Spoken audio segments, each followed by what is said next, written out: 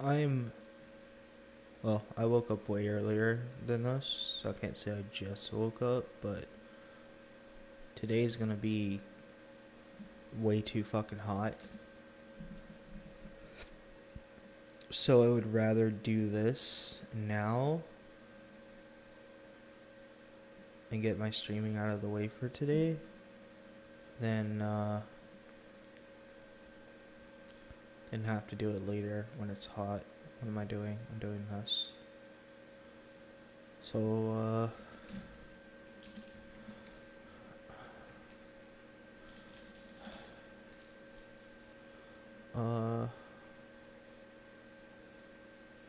hmm.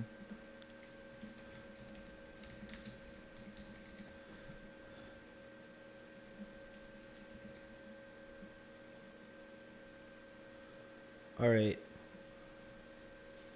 Done. So I wanted to react to a video that I found. And it's kind of like weird, I want to say. Well, the title of it is weird. I don't know if the video itself is weird, but I found it like a little bit interesting. Oh, where can I go from this? Right here. There we go. My first experience at the... Alright. So this guy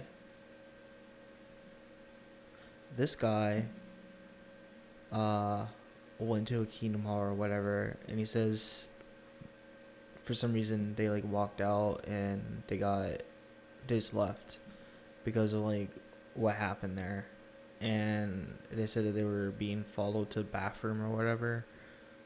So I wanted to watch it. Kingdom Hall was the weirdest experience of my life. I was followed into the restroom at Kingdom Hall. I know, it's hard to say.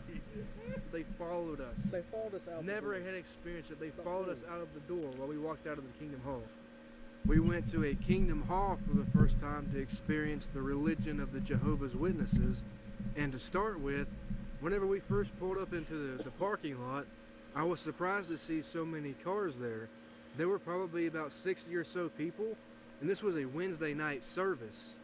Whenever we leave our car in the parking lot, the first thing we noticed immediately was that there was 3 men wearing suits at the door waiting for us. Well, waiting for all the visitors to come in. And they kept saying, "Were you invited? Were you invited?" And then we was like, "No, we weren't invited." Are we supposed to be? Yeah, we were curious. Are we supposed to be invited to be? So what he says about being invited and why they ask so much is because their first like thing is they want to have a Bible study with you.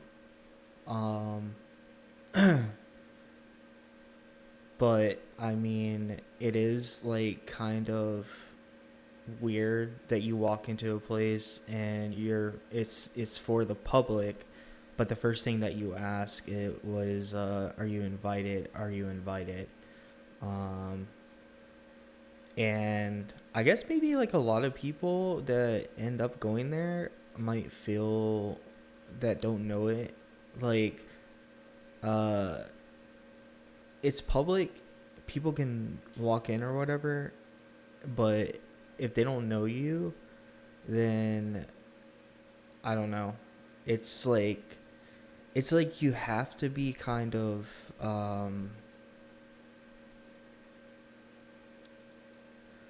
like it's very rare, I would say, for however many years I was in there, that a person would just walk in not knowing. Plus they're super cautious right now because of the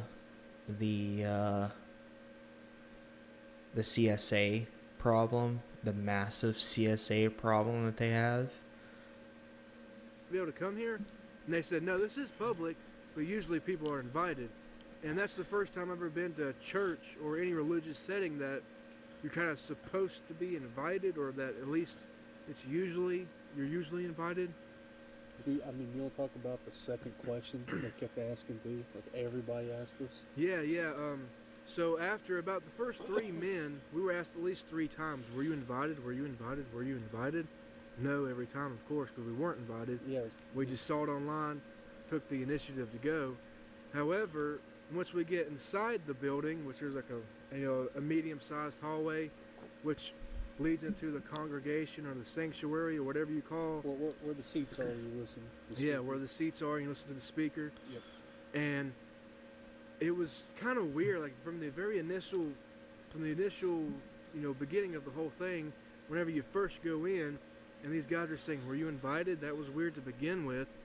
And then we get into the sanctuary or whatever you want to call it, and then it was probably 8 or 10 men, all wearing suits. I will say they are dressed nicely. Yeah, very nicely. Yeah. And what were they asking? Where do you live? All of them. It wasn't like where you from. It was where do you live? So of course they want to know where they live so they can come out to their house and preach to them and have Bible studies with them and tell them how they're living their lives wrong because it's not according to Jehovah's will or whatever. I mean, those are like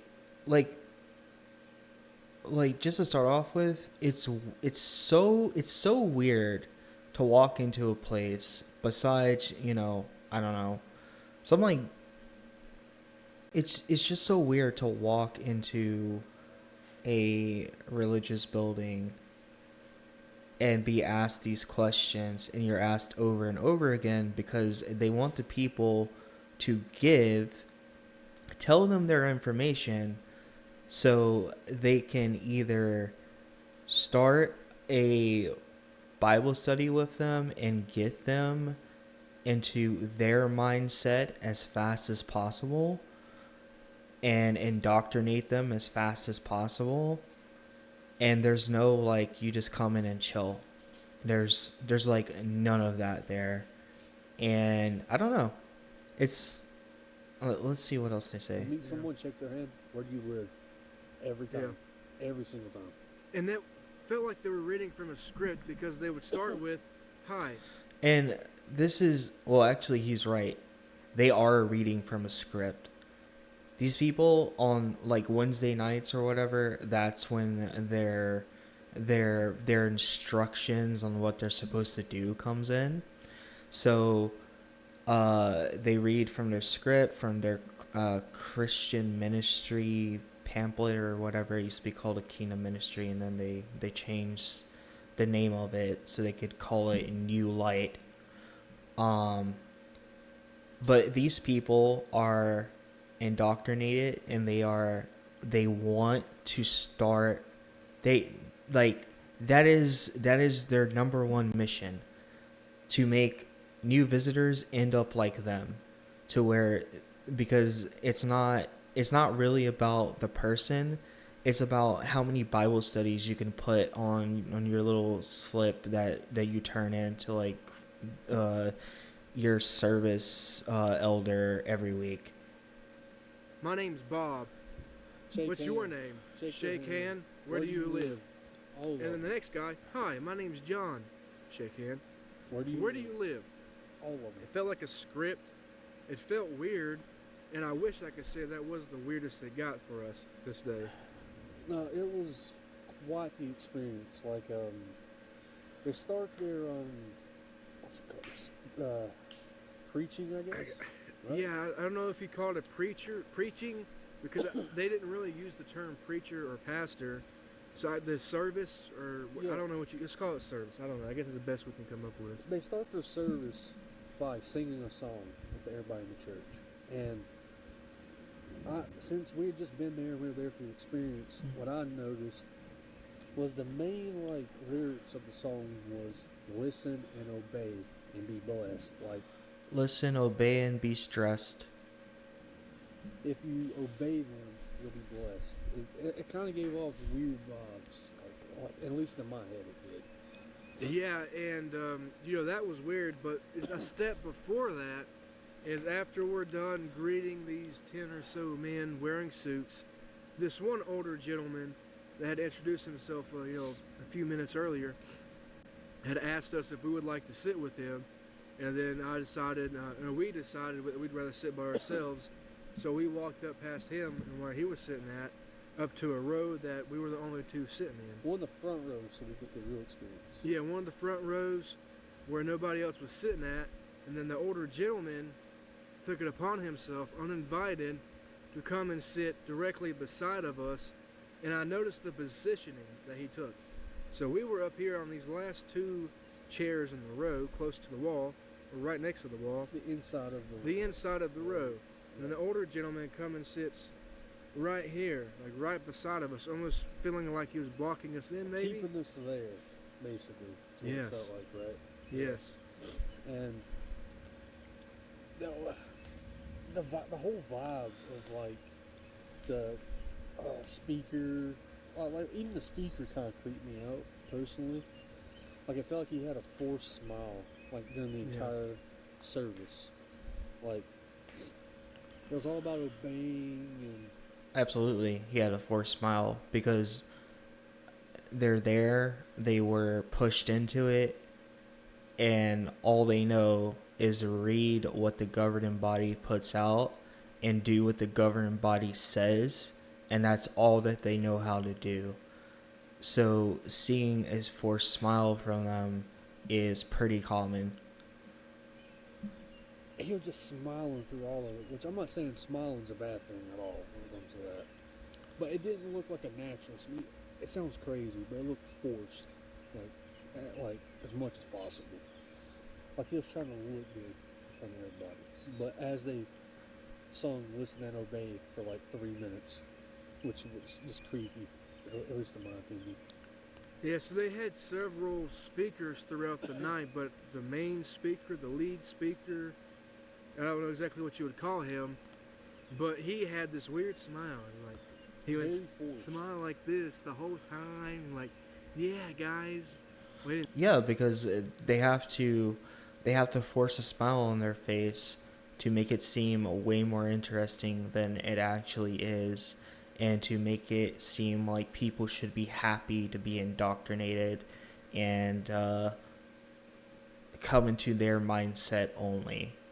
It's a very creepy experience, whether you're from the outside and you're just coming in, or you're someone who's already in and you're waking up. It's a very creepy experience once you realize that what they're saying is mostly bullshit, and the fact that they're trying to impose you being happy or impose a smile on you to teach you to smile all the time whenever you're doing Jehovah's work, is just them teaching you to smile, give them your time, give them your money, and that's it. They don't actually care about the person. He didn't say that, but he'd be like, "So we're gonna do this next, and we're gonna have this, and we're gonna do that," and the whole time he just had this smile, just like that. Is creepy, right? It's a little creepy, yeah. The whole time, yeah. He'd read a verse from the Bible, yeah. Smile on his face. It looks creepy. It is creepy. It was creepy. It was just wild. And they also had skits, which I've never seen in a church, which this is not a church, it's Kingdom Hall. But it's the same premise in my head, at least. They had skits where two members of the kingdom, I guess, came up and sat down with microphones so the entire church could hear it. Or kingdom, sorry. Could hear it. And they're talking about donations. And they did like, I'd say like I don't know, 8 to like 10 minute skit about doing private donations, which was kind of weird to me because normal churches, at least the ones I've been to, they do the best. Okay, I'm going to stop right here, because this, what he just described, is something that they bring up at least once a month to remind everyone to walk over to the contribution box, because that's what they call it. They call it a contribution box, and put their money into it. So you're supporting the kingdom. You're giving your all to Jehovah. And what he's about to say in a church, I have experienced it one time. One time I experienced it because my grandmother, when I was like, I had to be, I don't know, I had to be like 4 or 5 or something. Um, she took me to her church one day, and that's the first time I ever saw a basket. That's the only experience outside of Jehovah's Witnesses that I have of uh, seeing people give donations to the church. And if you're someone in Jehovah's Witnesses and you're not, like, basically they want to see you put money into the contribution box, and even though they call it free donations, no one really has to actually donate. But if they want to see it, sorry, they want to see you actively putting your money in the box so you can be their good little servant and give them your hard-earned money, which you probably don't have a lot if you're Jehovah's Witnesses, because doing any kind of work for with as Jehovah's Witnesses, it's a very hard thing to find a good paying job that will give you enough money to be comfortable and also give you enough money to donate, because of the rules, the strict rules that they impose, and also um, the amount of control that they want over that person's life. And they will talk you out of a promotion for your job so you can give more time to Jehovah. It's a cult. Skip thing where they walk through the aisle with baskets and collect donations. But this one was a lot about private donations, which was kind of strange to me in a way. Yeah, but I mean, I could kind of see that in a positive light, maybe. Because instead of because you carry the basket or the plate around the whole congregation, the whole church, or Kingdom Hall in this situation, everybody can kind of see how much or how little, or if any, you're putting into that plate.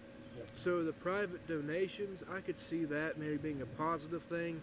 However, there's not many positive things that we experienced here at this Kingdom Hall.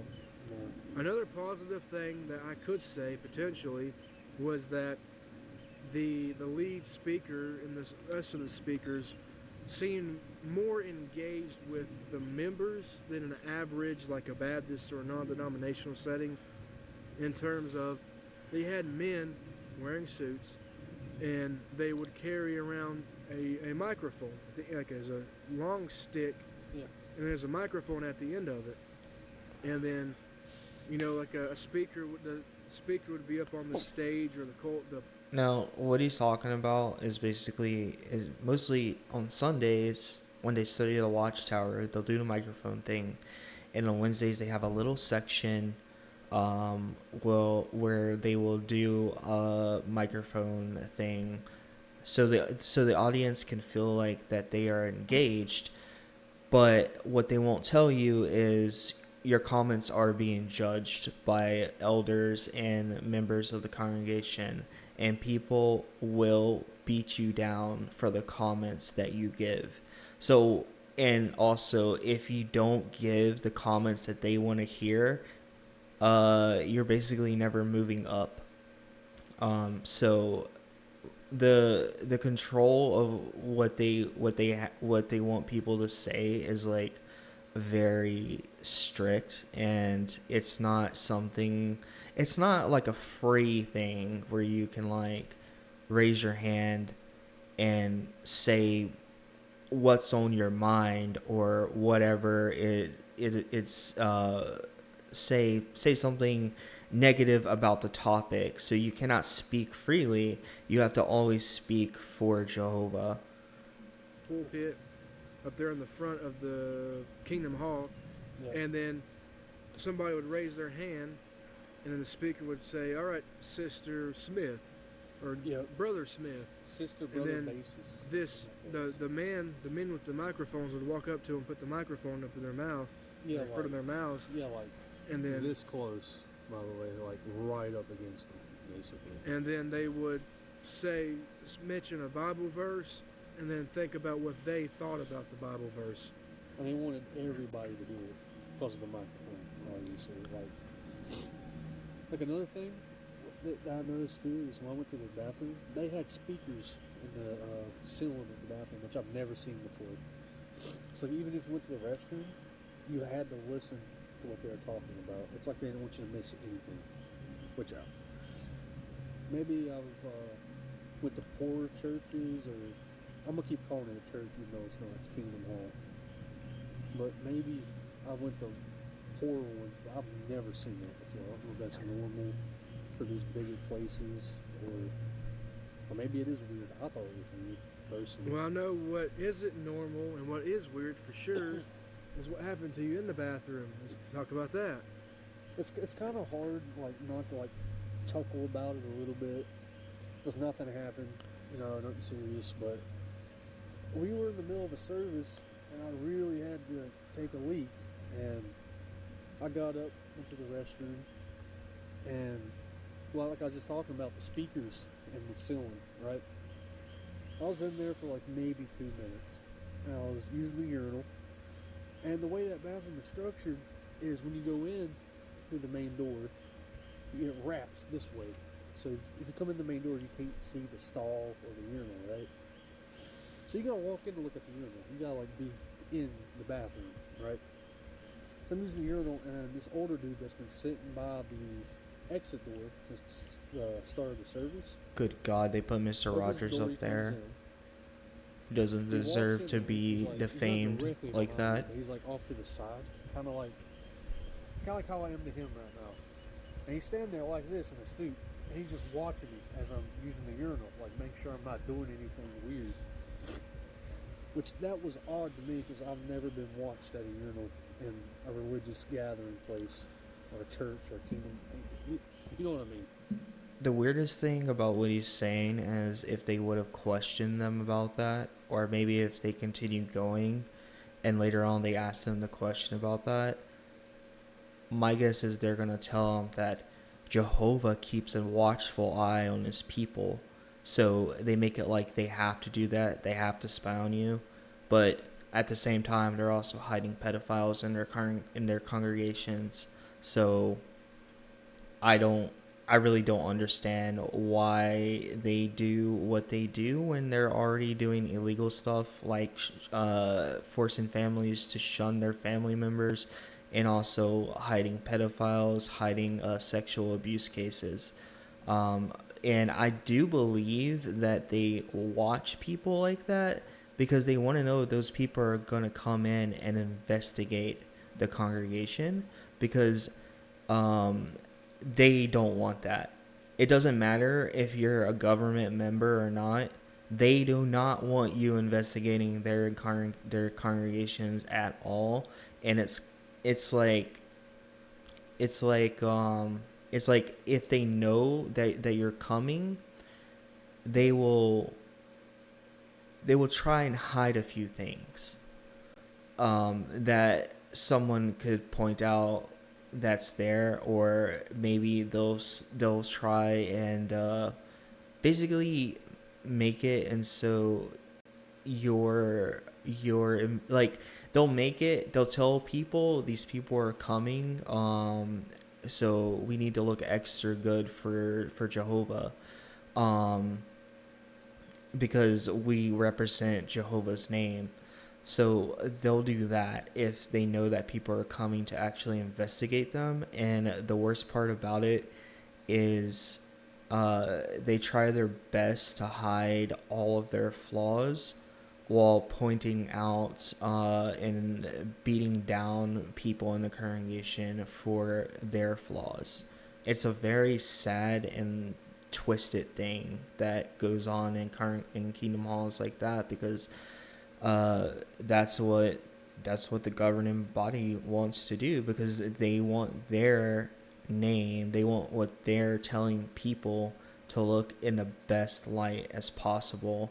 And I remember being doing something and always being told, it doesn't matter if it was at the Kingdom Hall or not, but always being told, remember who you are. So you basically cannot step out of that figure. So instead of living your life and having your religion on the side, you're living your religion and having no life. It's a very sad thing. Like, I've never heard of that before, and I've never seen that. Like, it's weird when you're using the urinal, your back's turned to him, and, like, let's say he's using the urinal right now. He's me. I'm the man behind him, like this, looking directly at him. You know what I mean? Like, that was just odd to me, at least in my experience. I've never experienced that. So, and whenever I was in the urinal, he was actually telling me about what were they doing? They had done skits or a demonstration of how to talk to people and convince them to come to the Kingdom Hall. So the example that they used specifically here for the first time was in terms of the donations that we had just mentioned. So, the donations, the offerings, it's not done publicly in front of the church, it's done privately. And then they mentioned how as a Jehovah's Witness, you need to let a person that's interested in your religion express their concerns. Don't cut them off. So if somebody were to say something, well, I don't know about this, don't cut that individual off. Let that person speak their concerns so they feel heard. And then you say your piece. I've never understood the preaching method that he's describing. I've heard it many times over and over again, and the reason why I'm saying I don't understand it is because if you are a publisher in that congregation and you mention something that you don't like or you say that something is wrong, they will look down on you and they will make sure that you know that you're not in charge. And it's so sad that people point out like actually really good things and they're told, well, we have to do it Jehovah's way. We have to wait on Jehovah to do that. And when they first go out to preach people, they're like, oh yeah, I can speak freely. I can like address my concerns and stuff. But it's like once you're actually in, all of that ends, and it's just like complete manipulation to make your audience feel like that, yeah, it's okay for you to question things, and then once you're in, you can't question stuff anymore because it's going against Jehovah's will. As a Jehovah's Witness, to me that felt like some sort of a manipulation potentially, because I've been to several churches, I've been to many services, I've spent probably 1,000 or more hours within a church setting or within a religious setting, and I have never ever, not once until now, seen or heard of or experienced a literal demonstration or skit of how to talk to people to convince them to come to your religious setting. I've never seen that or anything like that. And that was, for me mentally, that was the straw that broke the camel's back, because I wanted to leave the Kingdom Hall immediately because that felt completely off, completely weird, and It's funny how someone, he says he's never been, or they say they've never been in the Kingdom Hall, and they went, and the first thing that they pick up on during the demonstration is manipulation, because most of the time other churches do not do this because religion is a personal thing. So if someone's going to go into a church, they should walk into it on their own will. They should not have to be persuaded to do so, or persuaded and manipulated to do so. And that's like two things that Jehovah's Witnesses are trained to do. They're trained to persuade a person to come in, and then they manipulate them and stuff their doctrine down that person's throat, and that's how that person is expected to like live their life. And it's got to be a complete culture shock to people like these who say that they've never been in there. So it's got to be a complete culture shock when they walk in and they see that these people are being trained to do this. It's like it's it's very it's I've now found it, and I've like watched other videos where the governing body is talking, and I can pick up on the like manipulation, the gaslighting, the making people feel guilt all right away now. But before, I could never pick up on it because I was raised there. So it's like it's weird to me that I can understand how he feels right now, because in the past I wouldn't have like understood it.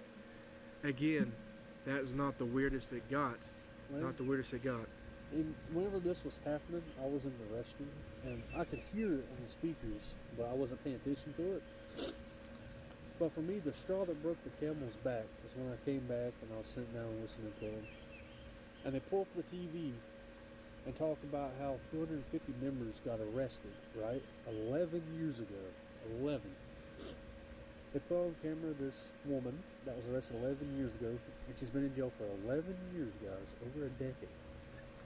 And she just got out, and they're keeping an eye on her practically. Like, what church do you know that you were a part of a decade ago that would put you up on TV and showing your face and saying, yeah, they just got out and we can't get in contact with them, we want to get in contact with them? And that was over a decade ago. That was the weirdest thing I've ever seen, honestly. Like, That's just their like normal thing of keeping tabs on people, keeping track of people, and basically when one steps away, they want to try and find the best way to get them back, and they want to try and find um, the money that they were getting from that person before, the free donations that people are manipulated into giving them. They want that back, and they also do it, and so they can cry that they're being persecuted by Satan's world, when it's like, do you know how much persecution you put on people yourselves? Do you know how abusive you actually are to people? Do you know how many people you have killed with shunning? How many people that have to deal with bad depression because of shunning? That's literally against human rights. But the moment that they can suck in the views and say and have people's attention, and they put this video up there that has this very sad music, and these people were arrested for whatever, and Jehovah's people are going through persecution. And it's like, most of the time, and I found this out recently, most of the time when these things happen, they happen because they're doing things like shunning, and shunning is against human rights. And if you do something against human rights, you're going to pay for it in some way. But instead of altering their thing, they won't do it. They refuse to do it. But it's just like a lot of the persecution that people go through, because they tell people you cannot, they tell their people you cannot go and look at apostate videos. You can't look at the other side of the coin. You can only look at what we show you. So basically, at the end of the day, they want that to be their calling, so they can say, look, this is the true religion because we're being persecuted. And just I basically give it as much gas as they possibly can, while they sit there and do horrible things, break apart families, and cause people to commit suicide from shunning. just like think about it. 10 years ago, That's more than that's like going to high school for 2 years plus 2 years on top of that. That amount of time has passed by, and they're keeping an eye on those people. To me, that was weird. That like really weirded me out because I've never seen a church.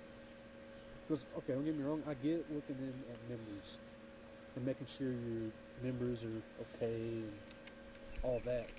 11 years though, like I don't know, that just felt really, really weird to me. And another thing that, because it does sound like we're trashing the Jehovah's Witness yeah, we're trying not altogether, we're really not trying to do that. We're really trying to give an honest experience from someone that's been a Christian for a minute, and then from somebody that is not. I'm not religious. God, don't burn me, okay? I'm sorry.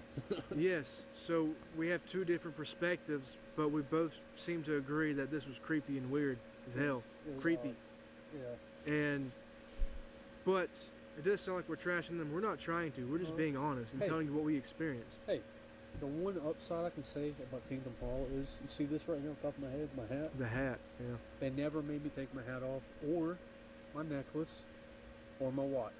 Every church I've been into, I'm not allowed to wear a hat. I could wear a hat in there, which I was surprised about, because everyone was following like a dress code in there. Everybody had a suit and tie, or a really nice skirt for the ladies. The thing is, they don't realize that they'll let you walk in there like that, and then once you try to learn, they will push on you and tell you need to wear a suit, you need to dress like us, you need to look like us. And I don't know if they changed it recently, because they've been changing a lot of their rules to try and get past the what is it, the Norway government, and they want they're trying to squeeze by so they can continue getting their free money, which they love to get from governments. The whole time that I was there, though, you could not have a hat on. Like, it was like strictly like forbidden to. You could wear a hat during, but if you wore a hat during prayer, that's the part where they want it. They strictly forbid wearing a hat during prayer, because there's a scripture about that or something, that a head covering, if a male wears a head covering, it's like disrespectful to God, and when they're praying, they believe that they're talking to their God. So I mean, I just the thing is, the biggest shock to me is that they went there, and they actually did do the questioning, because normally I'm going to say in the past, because I haven't been there in years, but in the past, if someone goes there, they will try to make it, to basically boil the frog in the pot, make it seem as good as possible, and then once you are into what they're saying, that's when most of the times they'll pull the rug out from underneath your feet. Once they get you in and baptized and stuff, and it's like, people don't know how horrible it actually is once you really get locked into it, and it's mentally is a very big mental challenge to come out of it, especially if they have your family in there. But I was allowed to wear my hat. I mean, no one ever told me to take my hat off, ever. Yeah, and that's the first religious environment I've been in that didn't require you to not wear a hat, which, I give it kudos to them, I suppose. They're trying to be like more open and accepting and understanding, because some people just wear a hat, it's just part of their attire. Exactly. Like, some people just wear a shirt, some people just wear a hat. Well, you get what I mean, I'm sure. Some people, the hat is just part of their clothing, like his, yeah. Like me. Yeah, and Another thing about the church is I noticed they had a lot of tablets inside or the Kingdom Hall. A lot of technology. Yeah, they had a lot of technology. lot of First off, they had tablets. It seemed like a solid maybe 30 or 40% of the members had tablets in place of an actual Bible, which I'm assuming that on the tablets they were scrolling through the Bible verses, which was they were talking about Psalms and Proverbs. I'm assuming they were scrolling through the Bible is my guess. I didn't see for sure what Yep. they were scrolling through, but I noticed, you know, seemed like a lesser amount had an actual Bible in their hands as compared to having a tablet. The old man that like sat beside us Yeah. did have a Bible there. Yeah, the Also, old man that sat beside us had a Bible. hard copy Bible, no tablet. Yeah. Yeah, and another thing. I really thought that churches use tablets now. Do hold on, I'm gonna type it over here. Do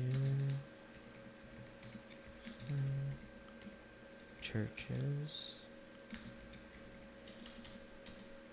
use tablets? Christian churches use various methods for reading the Bible, taking notes during worship, and so. I guess it's just up to them, to the church or whatever. Thing and this I was at a point to where I was ready to walk out towards the end of this service. Another thing that threw me over the edge was they mentioned a governing body, because at the end or I don't know, towards the end of the service I'm imagining it was, they had like a man that looked like he was like a news anchor doing a news report. And he said JW. Yeah, JW for Jehovah Witnesses, yes. And this was when he mentioned the woman that had been in prison for 11 years for her faith. Yep. And well, wait a minute, you mentioned a governing body of a religious environment. You have a governing body. Yep. Well, this governing body is the Watchtower. The Watchtower, first of all, is just a weird name for a religious setting. And second off, I did a little bit of research into the history of the Watchtower and the history of the Jehovah Witnesses, and I found out the Jehovah Witnesses did not exist until the 1870s. It was started by a man named Charles Taze Russell, somewhere around the 1870s. So Charles Taze Russell had read the Bible, and just to oversimplify it, to make this fast, the Charles Taze Russell had read the Bible, and in himself, in his own mind, he had said that church traditions were wrong on some things, and then so he found a group of people that believed kind of the same thing he did, and Charles Taze Russell, along with this group of people, read through the Bible, and they decided their beliefs of this Bible. Kind of translated it to what it means. Yes, they read the Bible in a group, and they decided, okay, this is what this means. But the problem for me though is that this is the 1870s. We're not talking 33 AD, the 50 AD. We're not talking when Jesus was here, when the apostles were here. We're talking 1800 years later. That's something else. If a new person that comes in does research and sees how much Jehovah's Witnesses have changed from them, even though they state a claim that they always hold the same beliefs and that they don't change because God doesn't change or whatever. It's like, if you do deep enough research and you find the right things, you will probably see that it's a cult. And it's sad that when people come in, they do a little bit of research and they say, okay, well, this place kind of seems okay. They decide to stay there, and then later on they're told, you can't go to sites. You need to get all your information from jw.org. And if you don't get your information from there, then you're not part of Jehovah's kingdom. You have no place in there because that's considered blasphemous to them, because they call it, you're not seeing Jehovah's way, you're seeing what Satan gave you, as far as like research goes. And it's like very scary that a new person comes in, they don't know, they they go research, and then later on they're manipulated into not looking at that stuff, or it's told that they'll be thrown out. And if they made it all the way to baptism, they're told that they'll be well, I don't think they call it disfellowshipping. Whatever new name they came up to try and slip by to get their tax money, um, their government grants, so they don't have to pay taxes. It's like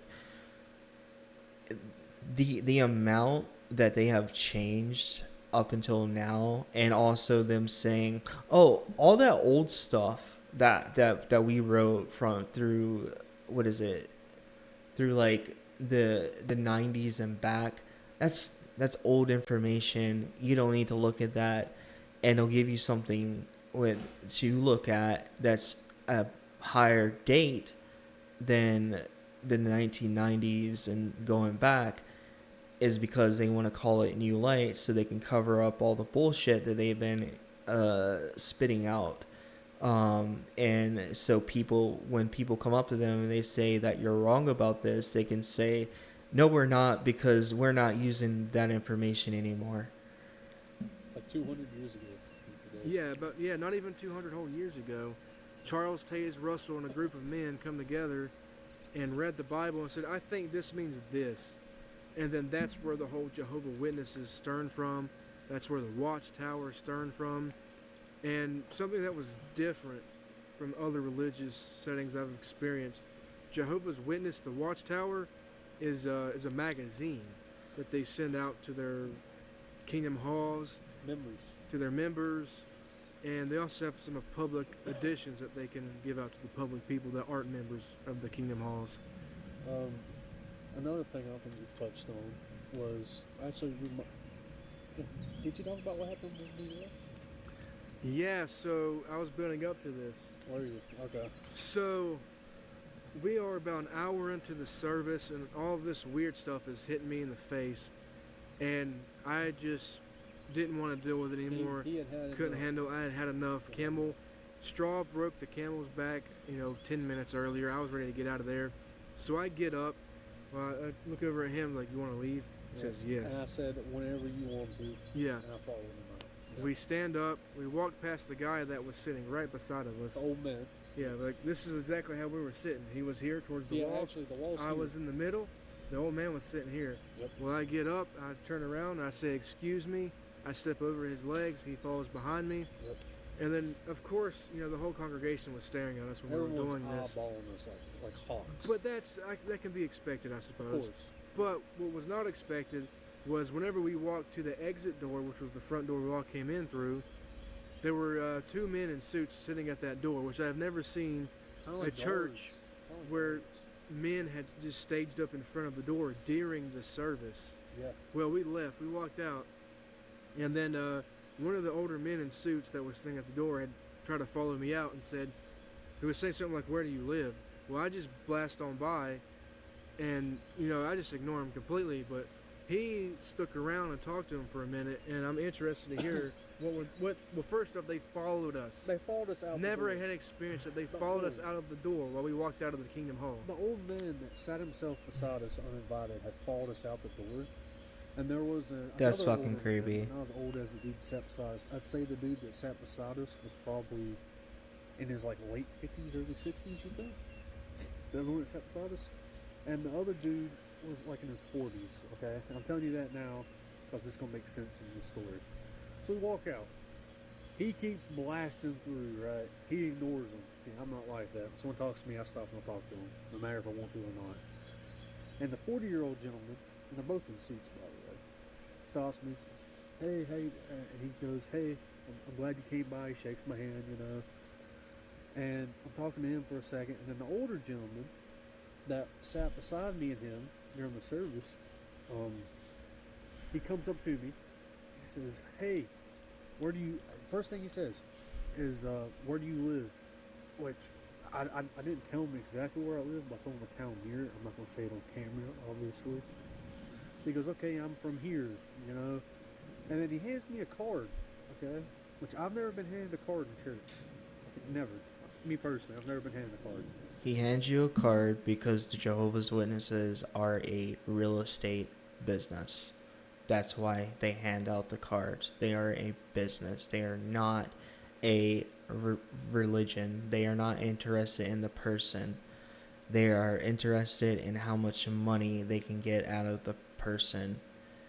And I mean, I found it very weird that, I mean, it's always been a thing. It's always been a thing uh that if you're like pioneering or whatever, in order you can, so it would might make it easier for you to get contact to people if they don't have a phone or whatever, to go out and make a business card uh and have your information printed on it, so you can, if you talk to people and they're interested in what you're talking about, you give them the business card so they can call or whatever.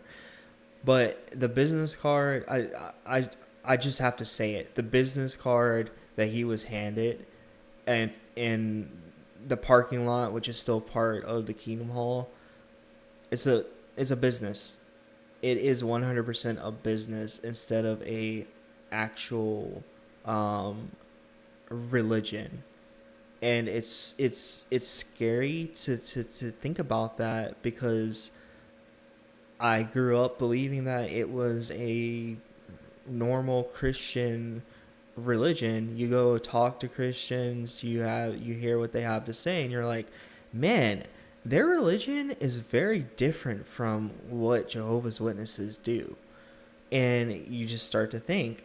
And as soon as I saw like the business cards when they first handed them out, I'm like, this is weird. I'm supposed to take this card, I'm supposed to write my information on it and hand it to someone. Why don't I just go make my own cards and do that? And it's like you're expected to use those because it directs people to jw.org, where they only want people to read so they can hide whatever other stuff is going on, and they can cover it up, and hopefully no members will hear about it. Because like the lawyer that got caught representing Jehovah's Witnesses in the States, I don't know if it was for a CSA case or not, but he lied. He lied to try and, make Watchtower look innocent. And he was found guilty of lying, and he had to pay a huge fine for it. And on top of that, they wanted to cover it up. They're not going to put that kind of stuff on their website. They're not going to put what's actually happening in the background. They don't want people to know that. And it's scary that as many children that are in there, they want to cover up the CSA as best as they can, and people don't even know about it. They don't even know that it's an issue because they're always told you shouldn't question what Jehovah is doing. It's so sad. Hands me a card. He writes his phone number on it and his name, and then he shakes my hand and goes, "Hey, why don't me and you meet later?" And I was like, "All right, I'm just trying to get the fuck away from this dude." You know what I mean? Like this dude has been around us since we came in. Like a bad smell is the best example I can get. Like, we didn't invite the dude ever. He just followed us around from start to finish practically. And I was just trying to get away from him because he's weirding me the hell out. But this dude was already in the car, cranking it up, getting ready to leave. I'm trying to get away from this dude, which I do. And I get to the car, take his card, I rip it off because I'm not interested in it. Because to me, the Kingdom Hall felt more of, like, I hate to say it, but it felt like a cult. It really did. Like, There it the is. number one question: There it who is. invited you? Everybody wanted to know. Everybody wanted to know who invited us. Second most asked question: where do you live? It was, "Hi, my name's blank. Where do you live?" Or who invited you? We'd say nobody. We're just here to experience it. Then it was, "Okay, where do you live?" every Yes. single time. Every time. It's creepy. Every single time. There wasn't a person in there that didn't start off with, "Hey, my name's blank. Who invited you? Nobody. Okay, where do you live?" That was every meeting or every greeting we had there. Every greeting. Yeah, and I can say from my personal experience, when I go to a different church that I'm not used to being, most of the time, what's your name? And then, are How'd you hear of are us? you a member of this church? Have you been to a church like this before? Yep. How'd you hear about this church? Something along those lines relating to the church itself, or at least like, what do you do for work? Or are you from the area? Not just Who invited explicitly, you? where do you live? Who invited you and where do you live? Never heard it before. Where do you live? Oh yeah. Where do you live? Let's give them the experience. Where do you You're live? shaking my hand. Like, hey, I'm Where do you- Bob. Where do you live? Where do you live? Where do you live at? Where do you Huh? live? Where you from? Are you invited? Yeah, who Where do invited you you? live? Who invited Where do you live? Don't run away. Don't exit off this No, video. no, Where do you come here, live? Come here. Come Where do here. you live? So they're getting all close to the camera because a lot of them don't know proper social interaction. All they know is to preach about Jehovah and get the person's information as fast as possible to get Watchtower's information into that person's brain. And they will pressure you just like these guys are doing. It's kind of funny when these guys do it, but it's very stressful when you go to a new place because you don't know people there and you feel kind of isolated because you don't know anyone there. At least this guy, these two went there together. But it's so creepy that this happens on a regular basis and they view it as being normal. Where do you Where live? do you live? Where do you live? Where do you live at? That's what it was like Yeah. at the Kingdom Hall, guys. But imagine like 5 dudes around you, all doing that. yeah. Like, all in suits. I don't know. Yeah. I gotta say, they were dressed nice. They take their religion seriously. They take the Kingdom Hall seriously. They were dressed nice. Every male I saw Suit. was wearing a suit. Suit. Yeah. And the women wearing dresses, except for us. The men, I mean. Except for, we were the only ones not wearing... I was wearing something like this. Yeah, and I was wearing a black jacket and black pants. Yeah. Not the nicest, but not, whatever. But everybody was dressed pretty nicely except for the visitors. Of course. And, first, everybody there was like in their 40s or above. They look older. Yeah. Nobody was our age there. Yeah, Like, nobody was our age. Like you said, everyone was like 40 and up. Yeah. And there was no in between. Like, me and him are both in our 20s. And I saw nobody. The youngest person I saw there That's because it's really impossible for a 20 or a teen or a 20-year-old or a person in their 20s or early 30s to actually live their life and get what they want out of the world, because if you're in there, you're constantly pressured to not do those things and to give all your time and money to Jehovah. So it's no wonder that young people do not want to be in there, because you're literally just sitting there. It's like a puppet. You're literally just sitting there, and you're letting Watchtower control what you watch and what you say, and you can't do anything about it. And they constantly want to know, why do people leave? Why do people not stay in the organizations? Because of that. It's people want to live their life. People want to have their religion on the side and live their life, and that's how it should be. was a member's kit, which I have, Oh, no, yeah. idea, I have no idea how old that kid is. Little kid. Like Little, yeah, like 7, 8. Yeah. I had to say that was the youngest member besides us. But if you don't count the kid, then we were the 2 youngest guys there, Yeah. which is crazy to think about. We were the youngest people there by choice. By yeah. But I gotta exactly. say, I hate to make it sound like we're trashing Jehovah Witnesses, we're trashing the Kingdom Hall. We're not trying to. This is just our honest opinion and perspectives from a Christian of other sorts, not Jehovah Witnesses, And a and a non-religious person. Period. We both agree. This was creepy. It was weird. But I do gotta say, I am glad I went. Same. Yeah. I'm glad I went because I'm glad I experienced it for myself instead of letting other people tell me what it's like.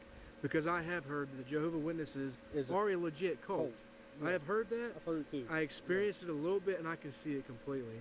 I see it completely, dude. This was just beyond creepy for me. It was a crazy experience. Like he said, I'm not ashamed I went. I'm glad I went for the experience. Yes, absolutely. But it really did feel like a cult. Like I'm not trying to like bash anybody's religion. Like, if you're a Jehovah's Witness and you're watching this, I'm sorry.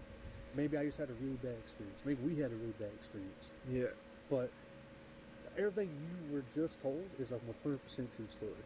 Which, obviously, we can't film in a kingdom, I guess. So, we have no videos to back it. But that was just the vibe and everything we dealt with for like, what was it, like an hour long? It was an hour, yeah. Hour 50. Yeah, we had got there about 5 minutes before the service began. And then we left. As of 8:29 was out, I was in my car cranking it up. He was talking to the guys outside the front door. Yep. For me, 90% of the time, if you say something to me, I'm gonna be respectful and talk with you. But in that setting, I felt like they're just so creepy. Where do you live? Where do you live? This was the vibe I was getting. Like, they were just wanting to find out as much information about me as possible, and it felt like I just need to get out of here because I don't want these guys following me home or something weird like that. Like, Exactly. if you ever played Resident Evil 4, what went through our minds, we joked about this, We did. was Lord Sadler from Resident Evil 4. Yeah, because his whole thing in Resident Evil 4 is obey, right? Yeah. And their opening song is Listen and Obey, which, hey, I'm not judging. At the same time, I am, okay? Yeah. I don't bash no religion. I'm not religious. But I've never heard a church song, or I guess a kingdom song, ever start like that. Maybe that's normal in Kingdom Hall. Maybe. To me, that I don't know, that was just weird, in my opinion. That was odd. And this was our first experience with the Kingdom I Hall. like the video. Our first experience with Jehovah's Witnesses, and we're going to add in there our first experience with a cult.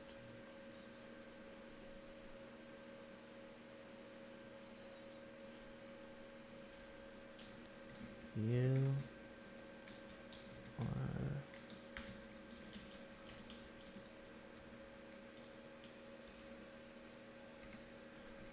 I guess I'll play y'all.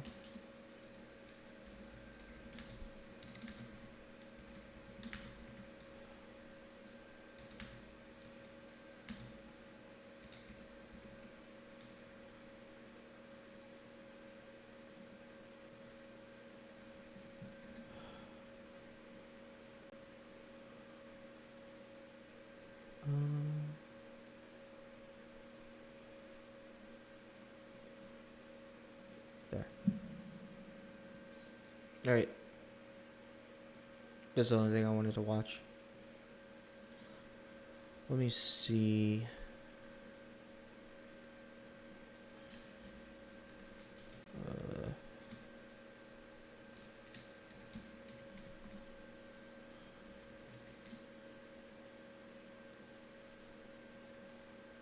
Done. Alright. I'm gonna start playing some Counter-Strike. If I even have it installed. I might not have it installed now. I don't know. Do I? Did I uninstall it? I did uninstall it.